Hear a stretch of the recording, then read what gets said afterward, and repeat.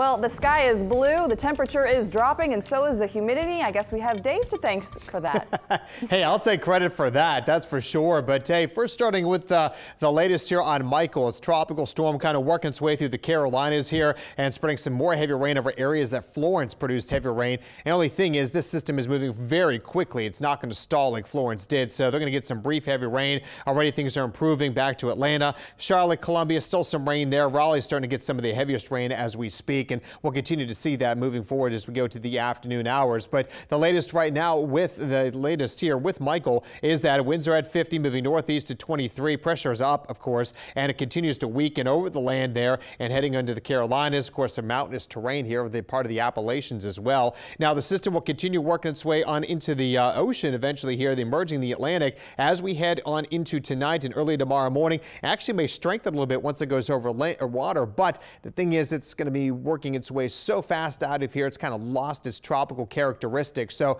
what it's going to do is go through the Atlantic, still possibly cause some issues for the eastern seaboard tomorrow, and then continue to race its way across the Atlantic all the way over there to England as we head on into early next week. You can see they're kind of just near the Europe area, still pretty potent with about 60-mile-per-hour winds, so they're going to be dealing with a big storm out there. What about anything else we need to worry about in the tropics? Well, fortunately, not much else going on close to home. We still have Hurricane Leslie out here with 80-mile-per-hour winds getting close to the Canary Islands, and we do have Nadine, still a tropical storm down there. Neither one of them expected to impact us, but they could impact maybe the Canary Islands as well as the nearby the Azores and also the Cabos, the islands there out in the Atlantic Ocean off the coast of Africa, trying to say there. So nothing we have to worry about, which is some good news.